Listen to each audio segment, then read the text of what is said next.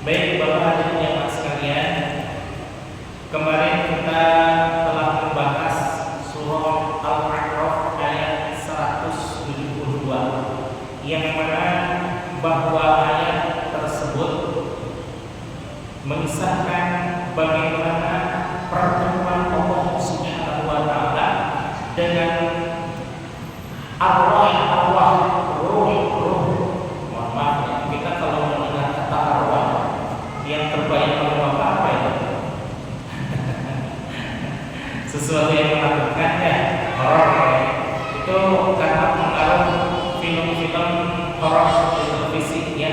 Padahal arwah itu merupakan jamak takfir dari ruh. Ruh, satu ruh. Ruh namanya arwah. Jadi dalam bahasa Arab itu tidak ada konotasi negatif dan semuanya dalam konotasi positif.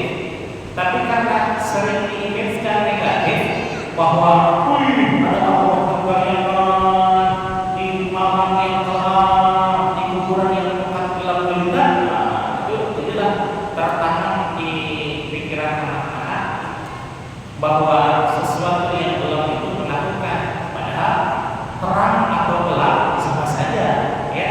Terang mau gelap, mau siang, mau malam sama saja hakikatnya, ya.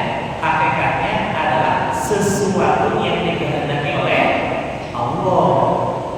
Kan tidak mungkin kita ingin siang saja, atau ingin malam saja, atau ingin bersalju saja, atau ingin cerah saja. Kan nggak bisa ya. Di dalam satu makalah ya, ada ulama yang mengatakan ana urid wa anta turid wa hum yuriduna wallahu yurid. Saya ada kemauan, bapak-bapak ada keinginan, mereka juga punya keinginan, tapi sebaik-baik keinginan adalah kehendak Allah Subhanahu wa taala. Allah pengen menjadikan bumi ini kemarau, sudah terjadilah kemarau. Allah ingin menjadikan ini musim hujan, ya terjadilah musim hujan. Walaupun katanya bulan yang diakhiri dengan ber itu musim hujan, tapi nyatanya kemarin sampai Oktober, November semuanya musim kemarau, panas nggak berletak, bahkan semua status kepanasan. Tapi begitu memasuki November akhir, itu subhanallah hujan dengan derasnya mengguyur bumi, seakan-akan kemarau satu tahun impas dengan hujan satu hari. Semuanya kebun-kebun jadi cerah, jadi semuanya berbunga dan semuanya tampak hijau, tidak perlu menyadari lagi. Nah, walaupun sekarang musim kemarau, ya musim hujan ya, musim hujan dan dalam keadaan tidak hujan, maka alhamdulillah kita syukuri. Kenapa? Karena inilah kehendak Allah, inilah takdir Allah. Takdir Allah tidak bisa diganggu-gugat. Allah punya kuasa dan Allah punya iradah.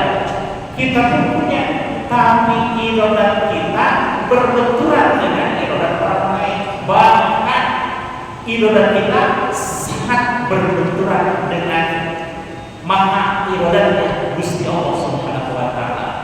Bahwa kita punya kehendak, punya keinginan, wajar, namanya juga manusia ya. Jangankan kita, hewan, tumbuh-tumbuhan, bahkan melata yang lainnya, itu semuanya Allah berikan software berupa hawa nafsu. Nafsu itu apa? Ya keinginan. Keinginan untuk hidup, keinginan untuk makan, keinginan untuk minum, dan lain sebagainya. Tapi semua keinginan-keinginan kita harus dipertanggungjawabkan dan disinergikan dengan orang lain. Kalau untuk orang lain begini, tapi kita punya kehendak juga begini. Rasa aku dan rasa engkau tidak akan sama. Walaupun hidup serumah dengan istri kita, katakanlah ada yang tahunan, ada yang belasan, ada yang seperti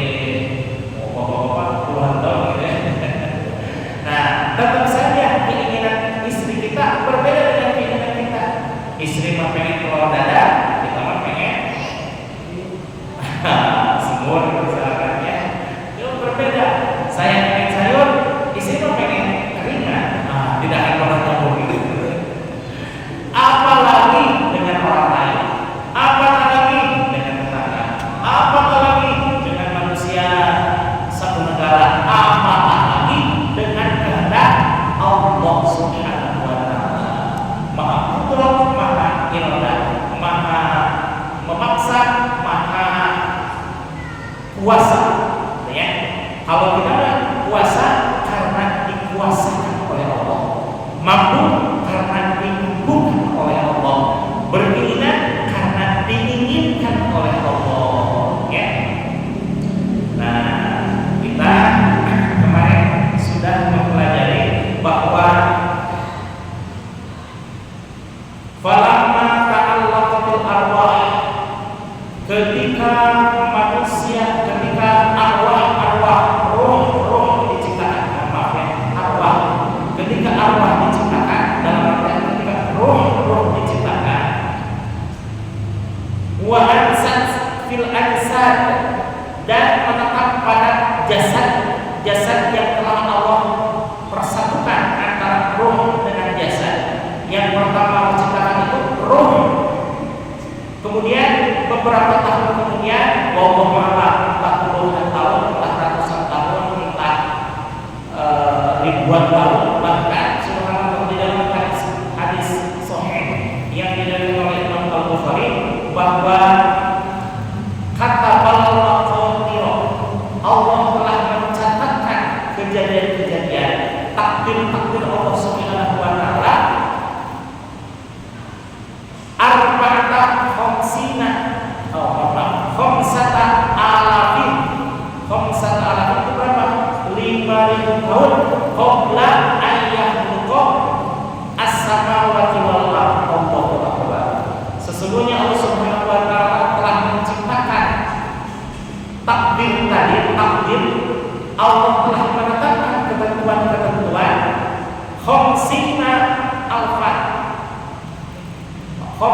alfa sanatan, selama 50.000 tahun qabla ayyahluqa as-samawati wal ardh, sebelum Allah menciptakan langit dan bumi. Berarti subhanallah, kita ini sudah Allah takdirkan bahwa pada hari malam Sabtu kita sebagian berada di Masjid Jami Taman Cilengsi untuk mengkaji kitab Sirrul Asrar, dan yang menghadirinya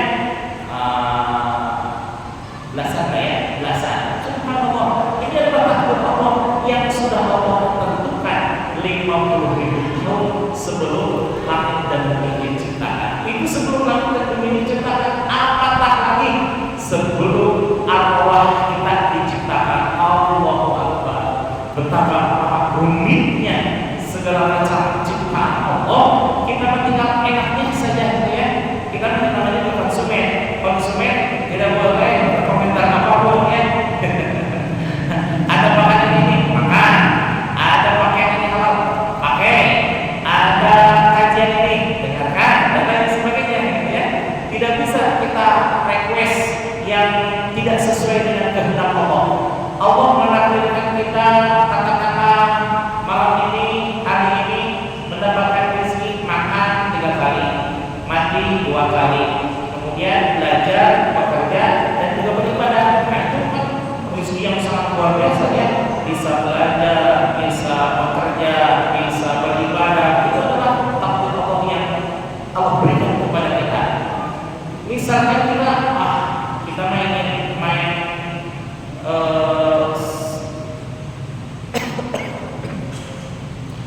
main skateboard, main ski as, main segala macam, ya.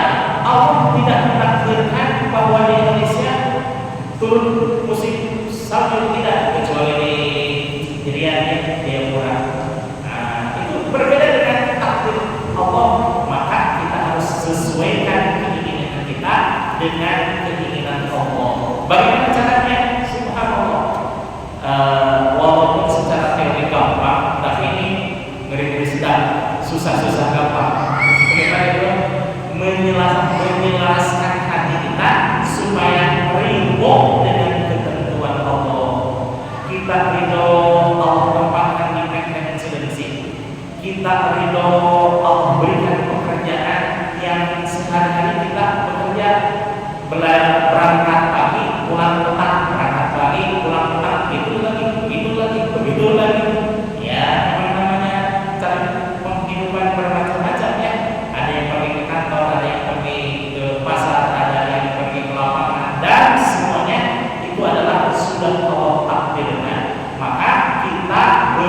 berusaha untuk mencintai takdir Allah. Di dalam motivasi kehidupan, kalau seandainya kita ingin bahagia satu hari misalnya, maka tidur sianglah. Kan siang tuh bisa tidur, kemudian bisa mimpi. Pas begitu bangun, dia menceritakan kepada teman-teman, aku mau mimpi ini itu. Nah, itu adalah bahagia sehari. Bagaimana kalau kita ingin bahagia sepekan? Maka buatlah pesta ulang tahun, pesta tasyakuran dan lain sebagainya. Diundanglah teman-teman, andai teman semuanya, makan-makan, minum-minum sepuasnya yang halal. Maka setelah itu dia menceritakan kata-katanya. Saya senang banget katanya. Bapak itu hadir, ibu itu hadir, semuanya pada hadir. Alhamdulillah. Seminggu kemudian, kenapa? Tagihan mulai kecil. Bagaimana kalau seandainya kita ingin bahagia seumur hidup? Bahagia seumur hidup, maka cintailah pekerjaan. Karena pekerjaan itu adalah sesuatu yang melekat pada kita. Tapi kalau di sini, cintailah takdir Allah Subhanahu wa Ta'ala. Karena takdir Allah tidak sama dengan pekerjaan, tidak sama dengan kesehatan, tidak sama dengan penghasilan dan lain sebagainya. Kalau manusia mah bisa direkayasa, tapi kalau takdir Allah tidak bisa direkayasa. Maka kita cintai takdir Allah, maka kita akan mencintai kehidupan insya Allah. Allah menyatakan di dalam hadis qudsinya, "Man la yarda an qadai." Barang siapa yang tidak ridho terhadap ketentuan, wa yasbir 'alal bala'i, dan tidak sabar terhadap bala itu, kata Allah, falyatlub rabban siwaya. Allahu akbar. Allah menantang kepada orang-orang yang tidak menerima takdir Allah tersebut dengan menyatakan falyatlub rabban siwaya. Maka carilah Tuhan selain aku, katanya. Mau cari Tuhan di mana? Ya, Tuhan satu-satunya yang gagah perkasa, yang bisa menghidupkan seluruh makhluk, yang bisa mematikan seluruh makhluk, kemudian yang bisa membangkitkan setelah makhluk itu mati, kemudian hidup lagi, dan mengekalkan baik di surga maupun di neraka, hanya Allah satu-satunya. Maka melihat makanan dari Allah, melihat minuman dari Allah, melihat cahaya dari Allah, melihat bumi milik Allah, melihat udara milik Allah. Maka kemana lagi kita akan mencari Tuhan yang bisa memberikan semua itu? Tidak akan pernah ada dan tidak akan pernah ketemu, karena memang tidak ada. Satu-satunya yang ada adalah Zat yang Maha Ada. Bahkan Zat yang Maha Ada itu sudah ada sebelum kata ada itu ada. Jadi adanya Allah itu berbeda dengan adanya manusia. Kalau adanya kita kan diadakan oleh makhluk lainnya, ayah dan ibu, kemudian menikah, maka adanya kita. Tapi Allah tidak pernah ada ketika sesuatu mengada-adakan Allah. Tapi karena Allah ada sebelum segala sesuatu ada. Ya, paham ya? Maka subhanallah, betapa kamu luar biasa kita terhadap Allah Subhanahu wa Ta'ala yang memiliki segala-galanya dan juga mengekalkan yang sudah waktunya kekal, yaitu di surga atau di neraka. Maka insya Allah mudah-mudahan kita kekal di surga Allah. Kemarin kita sudah mempelajari surah Al-A'raf tentang pertemuan Allah dengan Allah, yaitu alastu birabbikum, apakah kau mengakui wahai para janin bahwa aku ini Rabbmu, Tuhanmu? Di dalam lanjutan ayat tersebut adalah bala syahidna, tentu saja ya Allah kami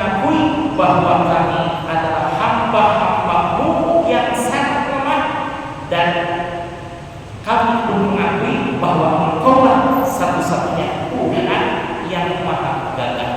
Nah, ini apakah semua arwah berbicara seperti itu?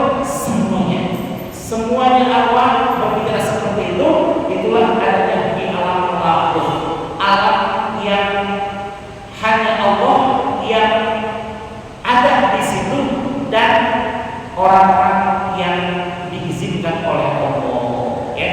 Nah, maka ketika manusia berada di alam lahut, kemudian diturunkan ke alam jabarut, kemudian turun lagi ke alam malakut, kemudian turun lagi ke alam yang serba fana ini. Alam serba fana itu maksudnya alam apa?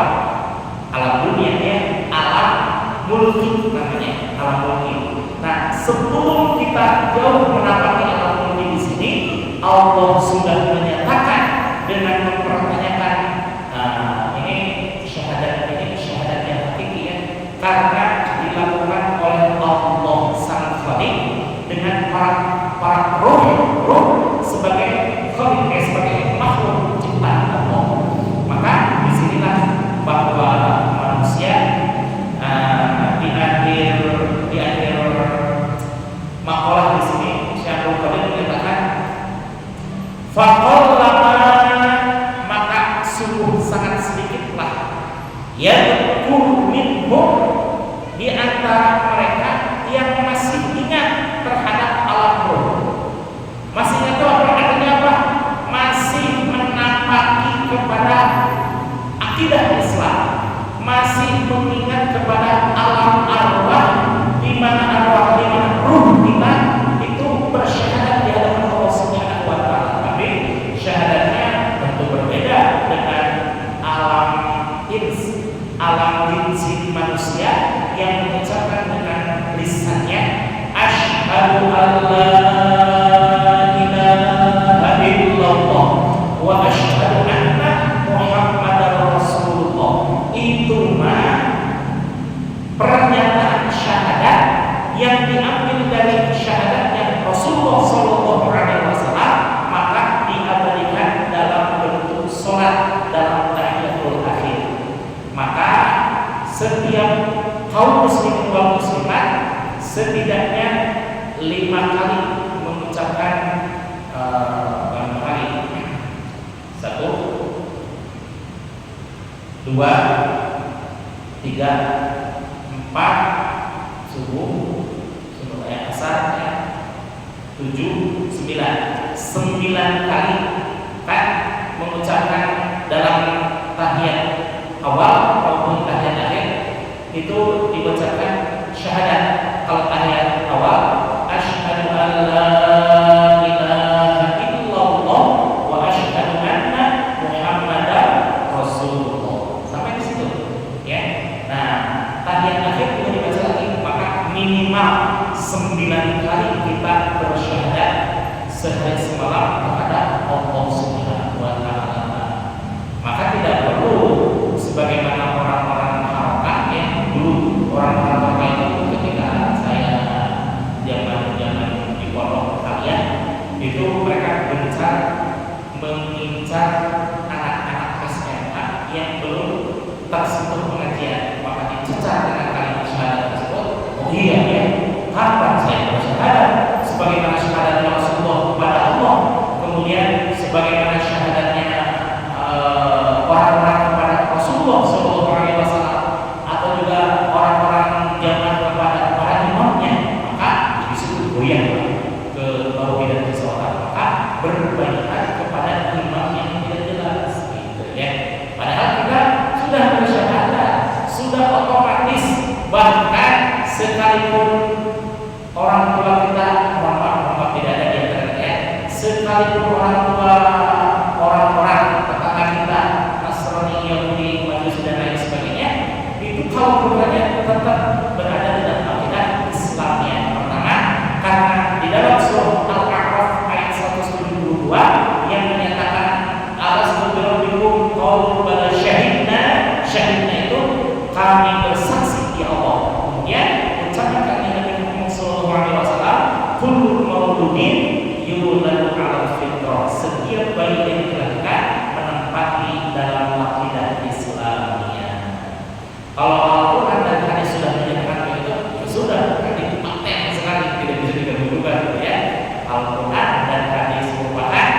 sumber hukum yang utama dan pertama di antara 10 sumber hukum yang lainnya. Pertama, Al-Quran dan hadis ini sumber hukum yang mutlak, ijma ulama dan diterima oleh seluruh kaum muslimin wal muslimat di seluruh dunia.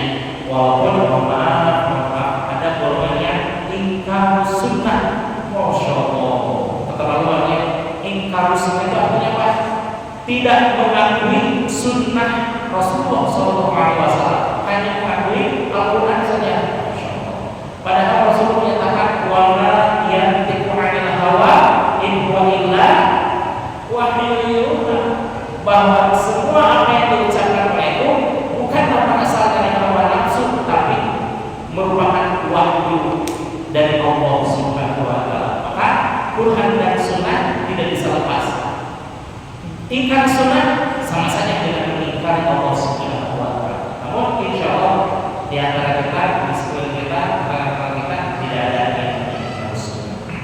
Kemudian ijma dan qiyas. Ijma dan qiyas jumhur ulama menerima, tapi sebagian kecil tidak menerima. Kenapa? Ijma dan qiyas itu kan produk manusia katanya. Produk manusia yang bisa salah, bisa benar. Tapi berhubung ada unsur manusianya, mereka tidak menerima. Jadi mereka yang menerima apa itu? Hanya Quran dan sunnah saja. Allah. Apalagi dibandingkan dengan Imam Syafi'i yang menerima 10-10-nya sebagai sumber hukum misalnya. Yang 4 itu jumhur ulama menerima. Kemudian hanya sebagian kecil saja yang tidak menerima. Kemudian setelah ijma dan qiyas, syarh maqalana madhhabus sahabi, syarh darani, al-istihsan, al-istishab, kemudian al-urf dan ini namanya al-urf, syarh darani. Ini ada yang memasukkan, ada yang tidak. Yang nomor 9 itu al-urf, yang nomor 10 al-maslahatul mursalah. Nah ini sebagian ulama menerima, sebagian tidak menerima. Tapi untuk mazhab yang 4, Imam Hanafi, Imam Maliki, Imam Syafi'i dan Imam Hambali, terutama Imam Syafi'i yang kita pahami bersama, itu menerima bahwa 10 hukum dasar tersebut merupakan dasar-dasar dalam pengambilan hukum Islam. Ya. Jadi maksudnya kalau tidak ada dalam Al-Quran, bisa ditafsirkan melalui al-hadis. Kalau Al-Quran dan hadis tidak ditemukan, maka jawabannya dengan qiyas dan juga ijma. Salah satu contoh di dalam Al-Quran dan hadis itu tidak ditemukan hukum tentang air liur macan, air liur sungai, dan air liur beruang dan buaya dan lain sebagainya. Pokoknya al-hawash, hewan yang buas, itu tidak ditemukan dalam Al-Quran dan hadis, kecuali al-qalbu wal khinziru, anjing dan babi, itu jelas haramnya. Nah, maka dikiaskan oleh ulama di jurisprudensi atau dikiaskan itu disebandingkan dengan hewan yang sejenisnya. Apa itu? Singa, macan, hiena, beruang dan lain sebagainya, termasuk hewan buas yang memangsa hewan lain dengan taring dan kuku. Anjing pun sama, memakan dengan anjing dengan taring dan kuku, walaupun sebagian sudah jinak karena dipelihara oleh manusia. Nah, dikiaskan ke situ, maka bahwa air liur sungai, air liur macan, air liur harimau itu najis sama halnya dengan najisnya air liur anjing. Ya. Nah, itu tentang kias dan tentang kias, ijma dan kias. Walaupun ada sebagian yang tidak menerima dengan alasan bahwa itu kan orang manusia, sedangkan orang manusia lihat dalam Al-Quran bahwa Allah menyatakan atii'ullah wa atii'ur rasulah. Lanjutannya katanya gimana Pak? Wa ulil amri minkum. Taatlah engkau sekalian kepada Allah, taatlah engkau sekalian kepada Rasulullah, dan taatilah pula kepada orang-orang yang berkompeten. Yang berkompeten dalam masalah apa? Dalam urusan agama kepada para ulama, dalam urusan dunia kepada para penguasa yang takut kepada ulama. Artinya tidak mengabaikan ulama dalam perjalanan hidup bernegara dan juga beragama. Ya. Jadi kalau ada penguasa yang melecehkan ulama, kemudian menyakiti para ulama dan mengesampingkan para ulama, itu tidak berkompeten, ya. Bukan dalam artian nanti Allah mengirimkan kepada pemerintahan atau bukan orang yang berkompeten dalam masalah agama dan berkompeten dalam masalah pemerintahan. Kalau pemerintahan berarti kompetennya masalah para ulama. Kalau dalam pemerintahan masalah agama berarti umum gitu ya. Lanjut. Nah, ketika Allah sudah meminta kesaksian daripada ruh kita sekalian, fala tarji'u ilal waqtil asli, maka sebagian dari mereka tidak kembali, bahkan lupa jalan kembali, bahkan tidak ada keinginan sama sekali untuk kembali kepada alam yang asli. Alam yang asli itu maksudnya apa? Alam di mana kita diciptakan, alam di mana kita bersyahadat terhadap Allah Subhanahu wa taala. Subhanallah. Tidak semua orang paham bahwa kalau bahasa umum alam rahim, alam dunia, alam barzah, alam akhirat. Nah, seperti itu ya.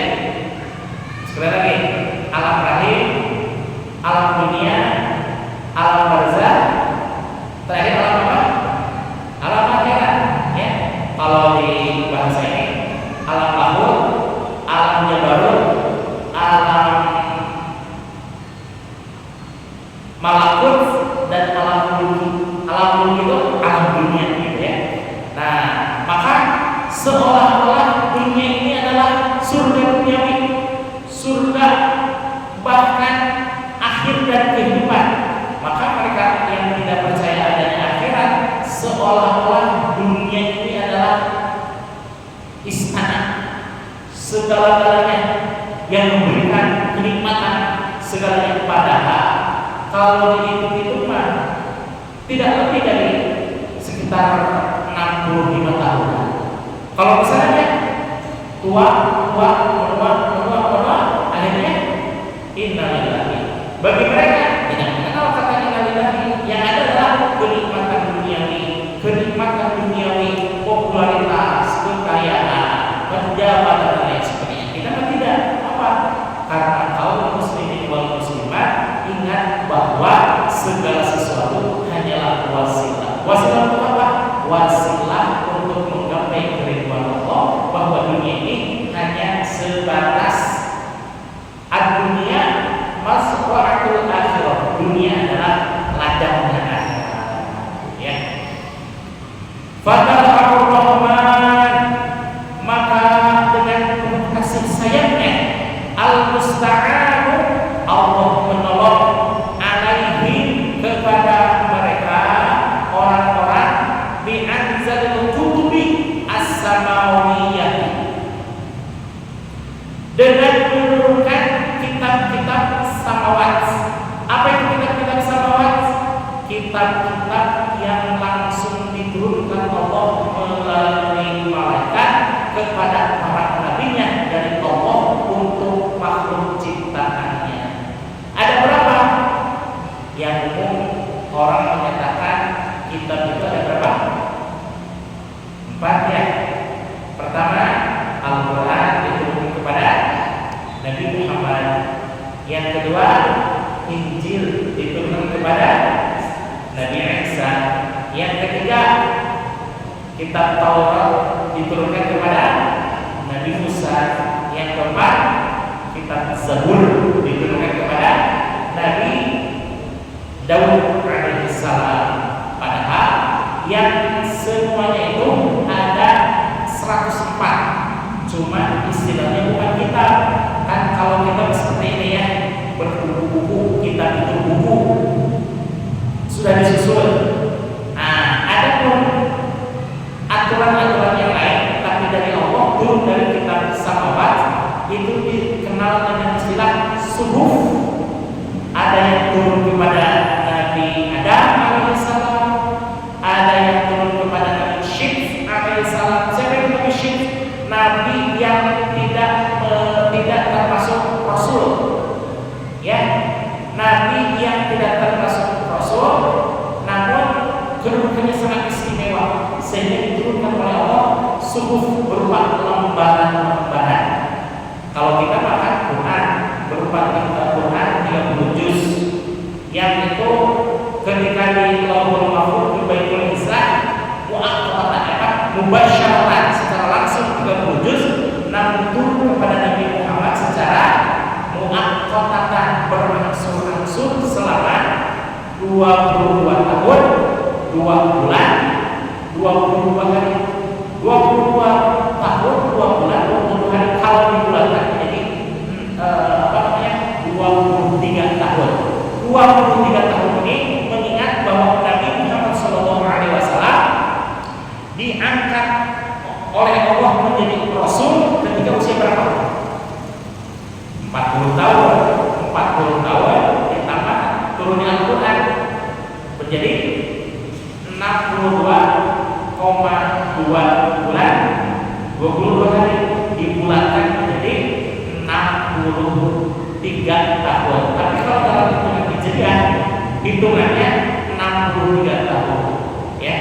Nah, ini rahasianya bahwa Allah menurunkan. Kenapa harus berangsur-angsur? Bukankah tadinya Al-Quran turun secara mubasyaratan langsung?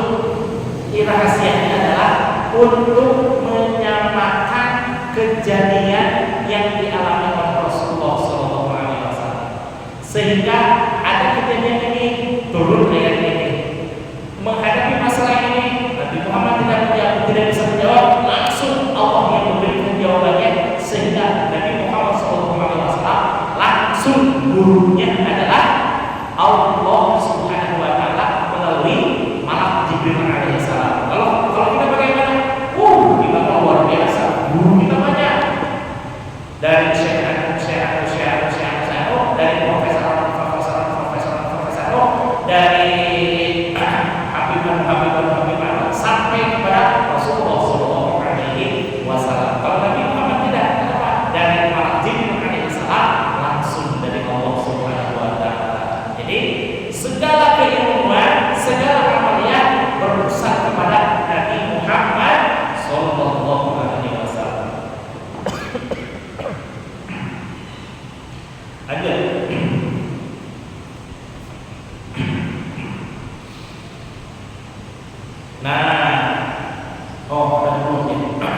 Berapa jumlah suhuf yang Allah turunkan? Jumlah suhuf yang Allah turunkan sebanyak 100. Ada turun kepada Nabi Adam, Nabi Syekh, Nabi Ibrahim, Nabi Musa alaihissalam. Selain diturunkan kitab Taurat, juga diturunkan suhuf-suhuf berupa lembaran. Ya. Nah, Allah memberikan kasih sayang dengan menurunkan kitab-kitab. Tuhan tadzkiratan sebagai peringatan lahu kepada mereka, bidzal waqtil aslihi, kepada mengingatkan negeri kita yang asal. Negeri kita yang asal apa maksudnya? Negeri akhirat. Dari akhirat turun ke bumi untuk kembali lagi ke akhirat. Jadi sebagian dari makhluk Allah, manusia-manusia tidak percaya adanya akhirat. Ya, kita alhamdulillah hakul kaum muslimin wal muslimat percaya bahwa alam ini hanya sementara saja, paling banter 60, 70, 80 ya. Selebihnya itu adalah untuk kita kembali kepada Allah dalam keadaan insya Allah semuanya diridhoi. Kemudian Allah menyatakan di dalam Al-Quran yaitu surah Ibrahim ayat 5, wa dzakirhum bi ayyamillah, dan ingatkanlah mereka pada hari-hari Allah. Apa itu maksudnya hari-hari Allah? Hari-hari di mana Allah bertemu dengan para arwah, bertemu dengan roh-roh untuk meminta persaksian bahwa Allah lah satu-satunya zat yang menguasai, zat yang maha hebat dan lain sebagainya. Arwah-arwah itu hanya ciptaan-ciptaan yang lemah yang terserah Allah. Allah mau menghidupkan terserah, Allah mau mematikan pun terserah. Ayat solihin, yakni